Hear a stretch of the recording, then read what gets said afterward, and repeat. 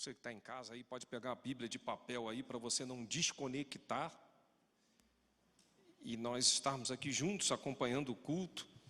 O texto que eu vou ler, irmãos, é um dos textos mais difíceis das Sagradas Escrituras. É um texto que tem teólogos que vão para linhas completamente diferentes, cuja a interpretação deixa uma série de questionamentos. E esse texto é um texto que a Septuaginta ela faz uma tradução, né? E a gente observa que tem algumas coisas que poderiam ser melhores traduzidas. E a gente fica assim observando essa palavra, tem contextos assim tão fortes. E talvez seja o texto mais conflitante no que diz respeito à circuncisão. Então nós estamos diante de um texto desafiador. E eu queria falar nessa noite um pouquinho, pegar esse gancho das promessas, de tudo quanto Deus quer realizar nas nossas vidas, nas nossas casas, nas nossas famílias, e pensar um pouquinho em conflitos familiares. Por que a gente não está alcançando determinadas coisas? O que está acontecendo dentro dos nossos lares que não está nos permitindo a gente viver o melhor, saborear aquilo que Deus tem preparado, ver promessas se cumprindo? Para tanto, vamos ler então Êxodo 4, de 22 em diante. Diz assim então a palavra do Senhor: E assim dirás a Faraó, assim diz o Senhor: Israel é meu filho, meu primogênito. Eu te tenho dito: deixa ir o meu povo para que me sirva, mas tu recusaste deixá-lo ir. E eis que matarei a teu filho, o teu primogênito. E aconteceu no caminho, numa estalagem, que o Senhor encontrou e o quis matar.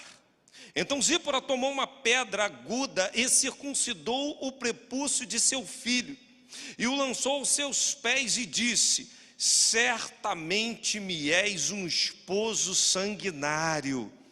E desviou-se dele, e então ela disse: esposo sanguinário, por causa da circuncisão. Certamente me és um esposo sanguinário. Esposo sanguinário, por causa da circuncisão. Os irmãos aqui podem se assentar. Você em casa aí, deixa a palavra de Deus aberta e nós vamos agora fazer uma reflexão. Meus irmãos, é impossível a gente tentar viver quando colocam duas pessoas para conviverem, que não vai ter o dia daquela coisa chamada conflito. Botou dois seres humanos juntos, vai ter conflito. Aliás, se largar um só, é bem provável que ele já entre em conflito com ele mesmo. O ser humano parece que às vezes é uma bomba relógio, conflito com ele mesmo, né? O ser antagônico é esse tal do ser humano, difícil de entender. E a gente olha então para a relação dessas pessoas e a gente vê que pessoas às vezes acham que estão se relacionando bem com Deus, mas estão se relacionando mal com a sua família, com a sua parentela, e acha que isso não tem problema nenhum.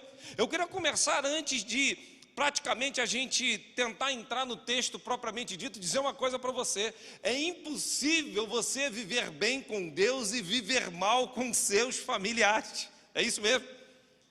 Tem coisas na Bíblia que vão dizer até que é impedimento à oração. Lá em 1 Pedro 3, 7, você vai ver. Impedimento à oração. Ou seja, há uma harmonia que a gente precisa viver, apesar dos conflitos. Como a gente resolve isso? E a gente olha, a gente deseja tanto promessa, coisas lindas de Deus acontecendo, e Deus chama Moisés e fala: ó, tu vai lá em Faraó. E Deus começa então a tratar esse homem acerca de uma missão que lhe daria, e Deus começa a falar coisas grandiosas para ele, lembrando lá dos patriarcas, promessas maravilhosas. Mas quando chega aqui nesse texto, parece que Deus se ira com todo mundo e fala: agora é a hora que eu vou matar. Eu estou mandando você ir lá a Faraó, dizer: libera o meu povo, que Israel para mim é como o meu primogênito, e se não liberar, eu vou matar. O que me chama a atenção no texto é que logo depois fala: indo eles pelo caminho, uma estalagem, o que for, já se deparou. E aí alguns vão pensar: se deparou com quem? Com Faraó, com Moisés? O que houve? A maioria dos teólogos vão dizer que Deus se deparou exatamente com Moisés. E aí fala, agora eu vou matar. Mas pastor, que coisa absurda, Deus acaba de chamar esse homem, dar uma missão para ele, no momento seguinte está dizendo, agora eu vou te matar? Será que era para Moisés mesmo? E aí o texto continua dizendo assim, olha, é bem provável que em tudo quanto as Sagradas Escrituras começam a trazer para a gente, acerca dos problemas que ali estavam acontecendo, que o Senhor, quando fala em matar Zípora, toma uma atitude que é uma atitude estranha, pega uma pedra, e a Bíblia fala que ela vai circuncidar um filho, mas não diz qual é. Não diz se é Gerson, provavelmente era Gerson, porque era o primogênito, mas não diz se era Eliezer. E aí a gente fica perguntando assim, mas pastor, quem era o filho? Mas será que era Gerson? Provavelmente era Gerson. Mas é importante a gente lembrar que logo após ela ter feito a circuncisão, ela se volta então para Moisés e começa a falar, homem sanguinário, esposo sanguinário. Que rotulação difícil, que conflito familiar. Moisés estava observando aquilo tudo acontecendo, ou seja, havia uma iminência de morte na sua casa, vida para ser ceifada, a mulher dele toma uma atitude, e após tomar uma atitude, essa mulher vira para ele, e ela que derrama o sangue, mas vira para ele e fala, homem sanguinário, homem sanguinário.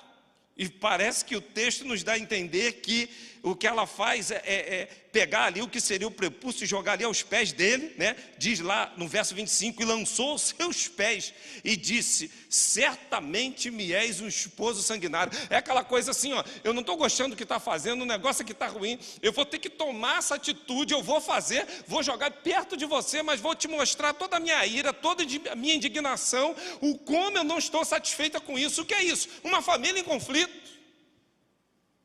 uma família vivendo um drama, uma família que não consegue entender então o seu chamado, e Deus está falando, avisa lá Faraó, o primogênito, mas tinha um pacto que Deus já havia feito com o seu povo em Gênesis 17, 14, acerca da circuncisão com Abraão, e fala, o sinal vai ser a circuncisão, e Moisés, mesmo chamado com Deus, não observa que, apesar da sua missão, ele estava falhando dentro de casa, porque ele tinha filhos incircuncisos, que não tinham o sinal de Deus, o selo de Deus.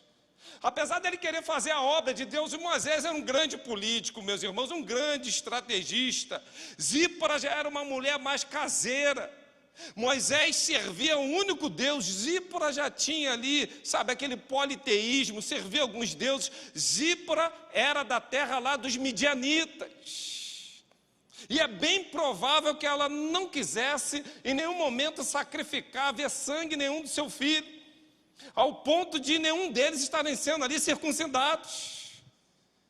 E quando vai chegando a idade adulta e ela vê aquele problema que a morte está à sua porta, de pronto ela vai pegar aquela pedra bem amolada e vai praticar a circuncisão, coisa que Moisés já deveria ter feito há muito tempo atrás.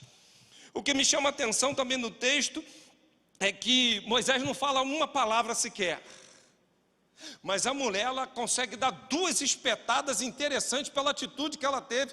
Parece que Moisés está inerte, Moisés não sabe o que fazer, Moisés não praticou a circuncisão com os filhos, por quê? Ou com Gerson, o primogênito, por quê?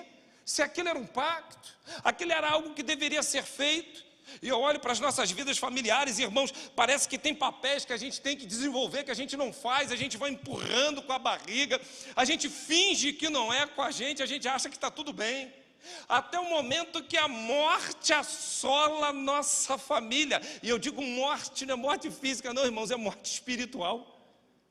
Filhos estão morrendo, esse mundo que está aí afora está tragando, ceifando de uma maneira muito fácil.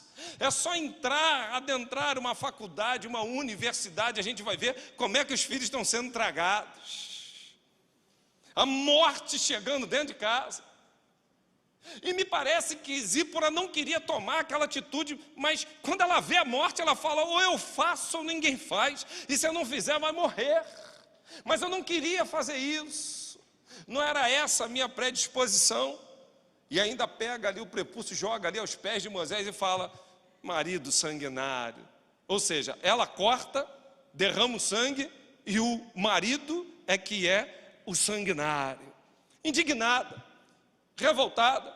Eu não sei quantos Moisés me escutam nessa noite quando Deus te chama para ser um sacerdote dentro da tua casa, quando o lar depende de ações reais, fortes, precisas, de um pulso, de uma liderança. Isso não quer dizer falar alto, isso não quer dizer apenas falar com firmeza, mas muito mais do que isso, é ter ações que conduzam o seu lar como cabeça, que Cristo assim o nomeou, né? Deus é o cabeça de Cristo, o Cristo cabeça do homem. Existe um processo, uma cadeia funcional que permite você, que exige de você ser um sacerdote dentro da sua casa. Mas eu não sei quantas zíporas também me ouvem nessa noite quando veem que Moisés está falhando, vai lá, toma uma atitude e depois fica marido frouxo, marido que devia ter feito isso e não fez, marido que deveria ter tido essa atitude e nada praticou.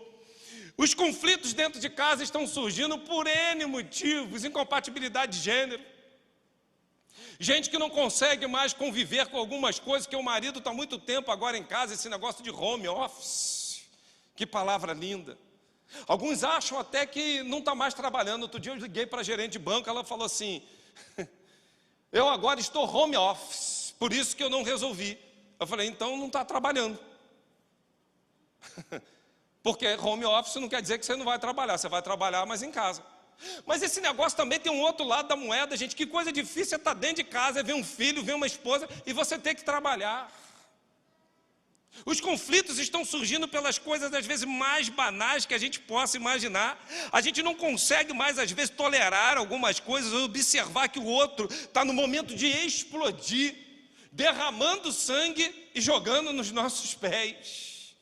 Tanta gente que hoje me ouve que talvez seja assim, pastor, eu já estou a ponto de explodir, eu não sei mais o que fazer, a voz está me irritando, tanta coisa ruim, sabe? Eu já joguei na cara tanta coisa, eu já não consigo mais até tá tentando resolver a questão porque não me ouve, para mim não tem mais solução, a situação está cada vez mais difícil, eu já esperei tanto, não vi nenhuma ação. Eu já esperei e fiz e mostrei como era, mas parece que não aprendeu. E hoje quando eu olho para dentro do meu lar, eu vejo conflitos enormes, as promessas estão passando ao longe e parece que a coisa está indo de mal a pior. Nós estamos negligenciando um chamado de Deus. E esse chamado de Deus é para que a tua família seja uma bênção. Isso é promessa desde Abraão.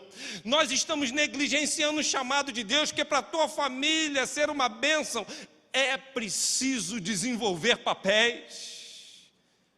O problema é que dentro de casa todo mundo se acha coluna, ninguém se acha peso.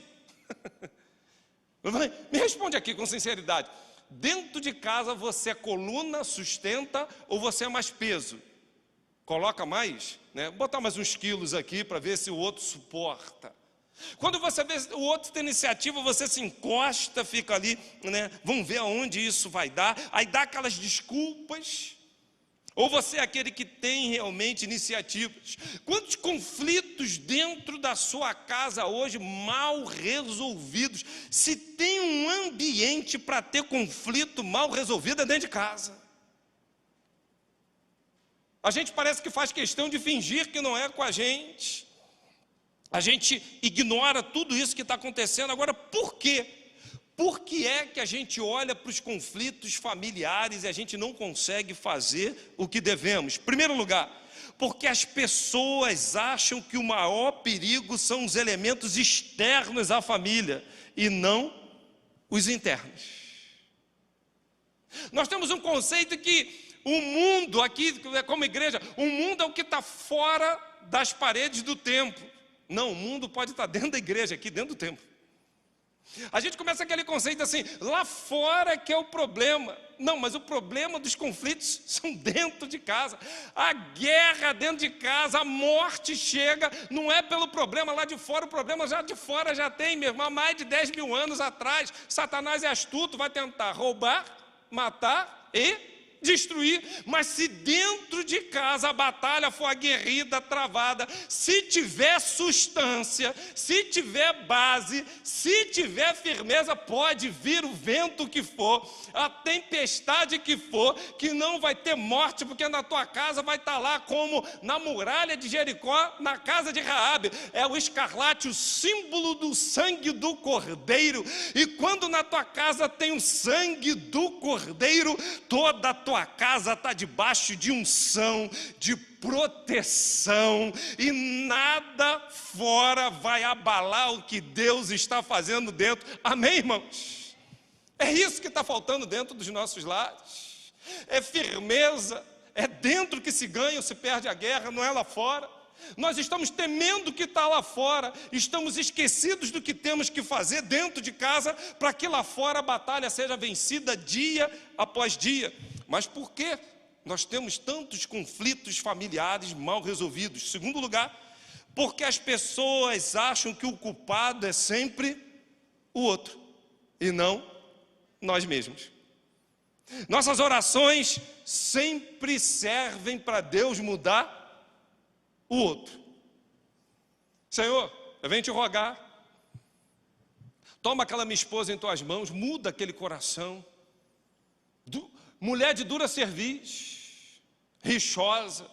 Senhor, toma aquele meu marido, ele parece qualquer coisa, menos o que o Senhor planejou. Eu não me sinto cuidada, não me sinto protegida. Senhor, toma esse homem em tuas mãos, faz dele um verdadeiro sacerdote aqui dentro de casa. Os conflitos familiares estão vindo, irmãos, que a gente sempre acha que o problema está ao lado, que não é com a gente, que a coisa sempre reside no filho, na esposa, no marido, mas somos incapazes de enxergar a trave, porque o cisco, todo dia a gente olha e aponta aí, ó, o cisquinho no teu olho aí, olha aqui, mas esse cisco, meu filho, que cisco grande no teu olho, hein? Marido, que cisco é esse? Você não tinha esse cisco não, eu não tinha observado isso não, mas tem uma trave enorme no teu olho que você não consegue enxergar. É preciso a gente olhar para dentro de nós mesmos e observarmos então que o Senhor quer mudar primeiro a nós. Não é possível a gente conviver com uma família com conflitos em que nós não sejamos o elemento de mudança. Um elemento que vai fazer realmente a diferença, vai impactar. Ah, mas pastor, o senhor não sabe que eu vivo dentro de casa. Agora à tarde eu estava vivendo isso, uma família em conflito. Eu vou largar, chega lá, não é comigo não. Eu falei, é com você sim, não largue não. Não, mas isso não me cabe, chega lá, eles vão me acusar, fazer isso e aquilo. Eu falei, e você que é servo do Senhor, na sua crise de amor, o problema está em você, faça a diferença, ame, abrace, agasalhe, mas não perca essa causa, não desista dessa batalha. Mas nós estamos sempre olhando para o lado, falando, o problema reside aqui, ó. Senhor, toca ali, cuida ali, transforma ali. Quando a gente parar com isso e falar, Senhor, transforma mim. Sabe qual é o problema lá de casa? O problema lá de casa sou eu. As coisas ao meu redor vão mudar quando eu estiver mudando. Porque se dentro da minha casa há trevas, a luz que há em mim e em você vai brilhar. E tudo que é trevas vai se dissipar. Porque se você é luz do mundo e sal da terra, meu irmão, você é tempero, você vai iluminar e tudo que está ao seu redor será contagiado pela sua maneira de viver. Você é uma carta viva, você é uma história de Cristo aqui na terra, você é um embaixador, uma embaixatriz do próprio Deus. Terceiro lugar, porque os conflitos familiares estão se dando e as pessoas não conseguem resolver, porque as pessoas estão achando que sempre é o outro que não cumpre o seu papel, e nós estamos nos vendo obrigados a cumprir 2 papéis, às vezes até 3. Eu ouço algumas esposas falando assim, pastor, eu não submeto ao meu marido não, porque ele não é sacerdote. Aí o homem fala assim, mas pastor, aquela mulher não se submete a mim não, sabe por quê? Ela não se submete nem a Deus. Me diz um texto na Bíblia que existe uma correlação uma condição de você se submeter a ele, se ele for, e vice-versa. A Bíblia fala assim, nos chama, marido, ame a tua mulher como Cristo amou a igreja e se entregou por ela, ponto. Ah, mas se ela não tem, irmãos. Ah, mas pastor, existe a causa daquela coisa. Não tem, meu irmão. Mulher, se submeta ao teu marido como ao Senhor, e não é se submeter a homem, é ao marido, é funcional. Entenda isso, minhas irmãs. É funcional, é ao marido. Se submeta ao marido somente se ele for gente boa. Está escrito isso? Se submeta ao marido se ele for, olha, homem de oração. É bem verdade que se ele for um homem de oração fica mais fácil, minhas irmãs. Mas nem sempre isso é verdade. A Bíblia nos convida a nós realizarmos alguns papéis. Homem, ame a mulher como Cristo amou. Mulher, se submeta como ao Senhor. Pais, instruam seus filhos. Não provoquem ira. Papel. Filhos, honrem os seus pais. Primeiro mandamento como promessa. Obedeça a seus pais. Papéis. Mas nós não estamos realizando mais esses papéis. Quando a gente começa a entender os nossos papéis, nós começamos a entender todo o mistério do que é a Trindade, do que é Deus ter nos criado, a Tselen Demut, imagem e semelhança dele. Quando dentro de casa a gente observa que há amor, que há ternura, que há longanimidade, que há temperança, que há fé. Isso é um exercício de um sacerdote maravilhoso, de uma submissão extraordinária. E casamento serve para refletir exatamente a glória do Senhor, espelhar a imagem do Senhor. Independente do que o outro faça, exercite o teu papel que Deus te confiou. Quarto lugar, porque as pessoas não estão conseguindo resolver os conflitos nos dias de hoje? Porque as pessoas sempre estão achando que, por pior que possa ser o problema, elas ainda estão no controle. Está piorando, mas o controle está nas minhas. Homem, então, adora fazer isso. Vamos procurar um pastor, um aconselhamento. Por quê, mulher? Achando o quê? Vai expor a gente? Chega lá, o que vai acontecer? Vamos procurar uma ajuda externa. Vamos tentar fazer algo diferente. Não dá, não tem como, não pode ser desse jeito. Nós sempre achamos que, por pior que possa estar, que nós estamos controlando. Moisés tinha essa certeza. Até a hora que ele vê que o negócio ficou complicado, está chegando a morte. E o pior, não teve iniciativa, Zípora que fez. Ela que pega lá e vai fazer, vai praticar o ato da circuncisão. Por que é que nós somos sempre levados a acreditar que a história nós estamos controlando, que há um governo nas nossas mãos, que a gente que está, sabe, ali, cada vez exercitando, virando para onde a gente quer, se a gente já entregou a nossa vida, o nosso caminho a Ele? Entrega o teu caminho ao Senhor, confia nele e Ele tudo fará. Quem vai fazer? Não somos nós, meus irmãos. O controle é dele, o exercício é dele. Na hora que aparecer a adversidade, não tente usurpar o controle que você deu a ele. Porque na hora que entra o drama, tem gente que fala assim: Senhor, me empresta aqui só um pouquinho, só para eu dar deixa eu apertar uma teclazinha aqui. Aí Deus está falando: não, o controle é meu, você confiou a mim. Agora o teu viver é Cristo, a tua mente é de Cristo, o teu respirar é Cristo. Você já largou aquela sua vã maneira de viver? Quando entendemos isso, meus irmãos, não há mais como, a gente está no controle. Quem reina em nós é Ele, a mente que tem aqui é dele. Os nossos exercícios de fé, de pensamento, de ações, tudo está no governo do Rei dos Reis, do Senhor dos Senhores. Então não queira controlar. E quando fugir um pouco, peça socorro. Não tem acanhamento para isso não. Pastor, fugiu um pouco aqui, não sabemos para onde vamos. Peça, grite. Sabe qual a diferença entre quem está se afogando no mar e quem está sendo resgatado? Outro dia, tem uns anos atrás, eu vivi essa experiência. Lá no Nordeste, um rapaz que entrou num canal muito profundo, a correnteza o levou, e ele estava desesperado, colocando as mãos para o alto e pedindo socorro. E sabe por que ele foi socorrido? Porque ele teve a coragem de dizer: eu estou precisando de ajuda. Tem gente se afogando no mar da vida, nos conflitos, porque é incapaz de ter a humildade de falar: eu não sei mais nada, fugiu do meu controle. Quinto lugar, por que é que as pessoas estão hoje achando que vão resolver os conflitos e não conseguem? É uma coisa chamada orgulho. E o orgulho tem quebrado muita gente.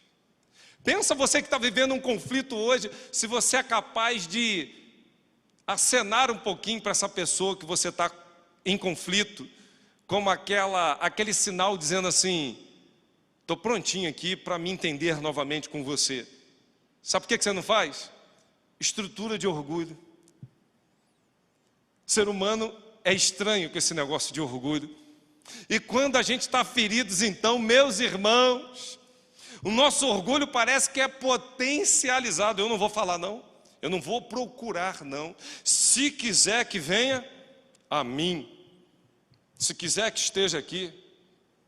Tem gente que vive isso, faz isso, provoca coisas terríveis nos seus relacionamentos, mas são incapazes de se permitir quebrantar, se humilhar. Eu fico pensando em Cristo, ele lavando os pés de Judas, sabendo que havia de o trair. Meus irmãos, se sou eu estava botando amônia, ácido sulfúrico, álcool em gel e botando fogo nos pés do traidor. Esse miserável, tu vai me trair mesmo, então deixa eu... Não sei se eu vou ter outra oportunidade, eu já vou te pegar nessa curva aqui agora mesmo. Mas ele se humilha, ele se quebranta, sendo o Rei dos Reis, o Senhor dos Senhores. A Bíblia fala assim: se tu tem alguma coisa com teu irmão, sai correndo dele, não é isso? Ah, não é não? O que ela diz? Vai a ele. Aí sabe o que a gente faz? Vai a igreja toda fazendo fofoca. Sabe o que fulano fez comigo? Vou te contar o último. Sabe o que o pastor Anderson fez comigo? O pastor Anderson é muito ruim, irmãos. Ô pastor, devia ter feito isso não. Mas nunca veio falar comigo. Sabe por quê? Não quer confrontar. Meus irmãos, quem quer resolver problema tem que passar pelo processo do confronto, do encarar. É assim que a gente resolve as coisas. O correr, o se furtar, querer achar um atalho e viver sua vida magoado, cheio de coisa ruim no coração. A Bíblia fala que nem tua oferta Deus recebe mais. Olha aí que problema que tu está arrumando. Olha que problema. Ah, eu vou vir aqui ofertar. Deus está falando, você está fazendo uma entrega aí que não é para mim, eu não estou recebendo. Não, gente, isso é sério. E tanta gente que me ouve nessa noite que tem uma estrutura de orgulho, que orgulho lá em cima elevado. Meus irmãos, eu quero que está cada vez mais aos pés, quebrantado, chorando. Ah, o outro falou: meu irmão, me perdoa aí, não foi nessa intenção não, vem cá, deixa eu te dar um beijo. Não me leva a mal não. Não quis o teu mal não. Realmente fiz besteira, eu sou um vacilão. Tem hora que eu falo demais, tem hora que eu me exalto, tem hora que eu, pratico o que não deveria, mas me perdoa, vamos viver bem, para a glória do Senhor. Quebra a estrutura de orgulho. Que orgulho é esse que está sendo alimentado há tanto tempo? Tem gente que está aí há tanto tempo guardando isso, falando: não vou, se quiser que venha, eu não aguento mais, isso aqui para mim é uma coisa. Meus irmãos, que dificuldade essa estrutura de orgulho. E às vezes a gente se orgulha só por ter o nome lembrado aqui em algum momento. Quantas vezes, Angélica, eu fui para uma reunião, um negócio, falei assim: tomara agora que vão me chamar para fazer isso e aquilo. Orgulhoso, vaidoso, prepotente. Bicho ruim esse pastor Anderson, né? A gente vem para as coisas cheio de expectativas, sabe? Aí não fizeram o que a gente queria e fica o orgulho ferido. Quem tem que brilhar aqui nesse culto é o Senhor dos Exércitos. Quem tem que reinar dentro lá de casa é Cristo como cabeça daquela família. Eu quero estar aos pés do Senhor me humilhando, pedindo perdão e demonstrando esse amor a cada dia. Por isso, meu irmão, quebra a tua estrutura de orgulho. Sexto lugar, por que que os conflitos familiares estão cada vez mais intensos e não se ajustam? Sabe por quê? Nós acreditamos que com o tempo tudo vai se ajustar. Dê tempo ao tempo, afinal de contas, já que a gente tem estrutura de orgulho, já que a gente acha que está controlando tudo, para que pressa? Nada como o tempo, meu irmão. O tempo só vai fazer passar o tempo. Aquilo que está ruim, a tendência é até piorar. Vide o Covid-19. Não trouxe problemas não, meu irmão, só evidenciou problemas já existiam. Ele, na verdade, trouxe a transparência do que nós estávamos vivenciando. E potencializou. Potencializou. O que é isso? As pessoas acham que com o tempo tudo vai para o lugar. A palavra é muito clara. Tem um conflito? Resolva. Não deixe para amanhã.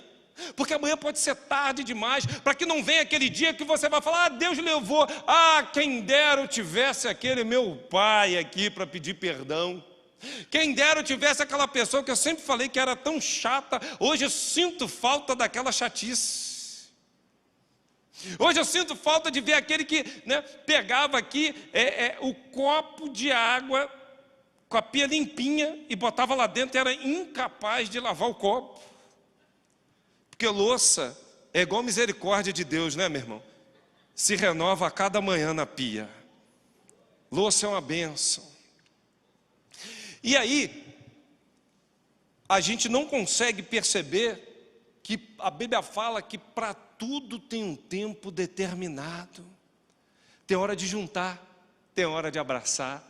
Mas as pessoas acham que o conflito dá tempo, deixa, empurra com a barriga até a hora que não dá mais tempo. Hoje é o tempo, hoje é o dia. Não perca a oportunidade hoje de restaurar, de recolocar no lugar devido, de se posicionar com o Senhor. E em sétimo lugar, eu queria terminar aqui. O pessoal já vai nos ajudar aqui com algum cântico aqui. Eu já estou terminando essa reflexão. Por quê? De tantas incoerências, de tantos conflitos que a gente está vivendo dentro de casa e a gente não consegue resolver. É a maior causa de divórcio, dito por o próprio Jesus.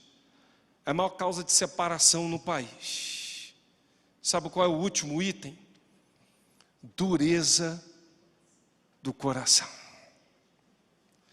Meu irmão, entra uma mágoa, não há perdão. Empurra com o tempo, vem outra mágoa. O coração vai ficando duro, duro, duro. Chega uma hora que vai dar como Zípora, explode. Eu vejo a atitude de Zípora como uma explosão. E ela afirma categoricamente, né? És um esposo sanguinário. Esposo sanguinário. O coração dela devia estar muito duro, muito duro. Há quanto tempo já devia estar ela guardando algumas coisas para chegar aquele momento ali e explodir? Agora, o que fazer em meio a tantos conflitos familiares? Eu queria terminar essa reflexão falando para você como resolver esses conflitos. Primeiro, meu irmão, esteja comprometido em realizar a sua função marital, o seu papel de pai, de filho, independente do que o outro faça. Segundo lugar, para resolver esses conflitos, priorize sua família com o compromisso de um pacto com o Senhor, para não comprometer o seu chamado. Você tem um chamado, você tem um chamado, você tem um chamado, você tem um chamado. Moisés tinha o seu, estava sendo comprometido, porque ele estava deixando a desejar dentro de casa. Priorize a sua casa é o esteio, é a raiz de tudo quanto há de suceder para o seu chamado. Não deixe o outro sobrecarregado. quando é seu dever de ofício realizar um papel, cumpra, meu irmão, aquilo que te cabe, faz. Quarto lugar, na hora do conflito, não fale aquilo que não vai trazer solução. Marido sanguinário, isso só vai piorar as coisas. Acusações, pesos, responsabilidade, atenue, alivie.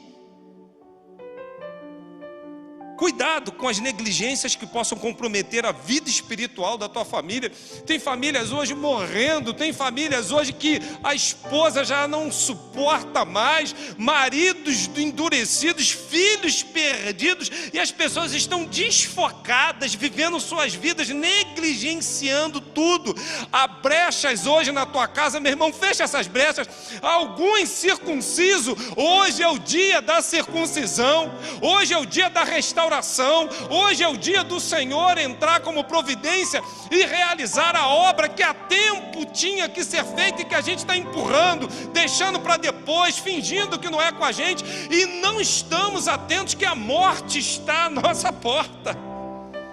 Procure ajudar o outro na sua fraqueza, afinal de contas, você também tem suas fraquezas e precisa de ajuda. Eu peço, Márcia, me ajuda nas minhas fraquezas. Você as conhece, me ajuda.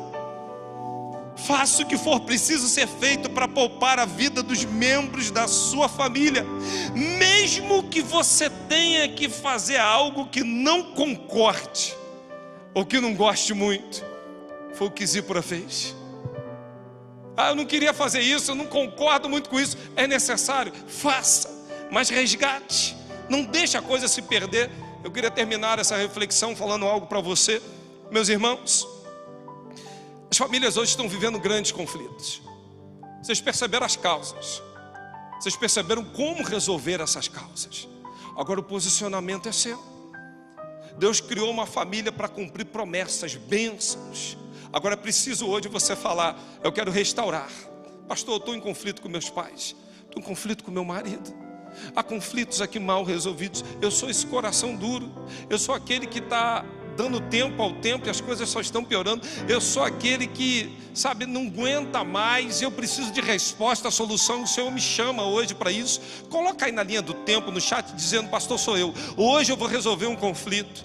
Hoje eu vou resolver uma pendência. Hoje eu vou tomar um posicionamento com o Senhor. Eu não quero ver ninguém da minha casa se perdendo. Eu não quero ver minha parentela sendo comprometida. Eu não quero saber de quem é o papel. Eu vou ajudar, eu vou me comprometer, eu vou dar o meu melhor, porque Deus me botou nessa família para ser luz, ser sal, e eu não abro mão de fazer a diferença. Em nome de Jesus, eu quero quebrar toda a minha estrutura de orgulho, pastor. Escreve aí no chat. Tenha coragem de dizer: eu tenho sido orgulhoso, mas nessa noite Deus toca na minha estrutura de orgulho, porque não tem posição mais alta que você possa estar que não seja aos pés do Senhor Jesus. Essa é a posição mais elevada de um servo dele.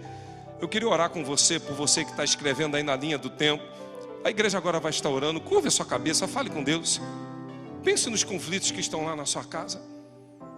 A gente aqui no templo, a gente aí no chat nessa noite dizendo: pastor, Deus está falando ao meu coração.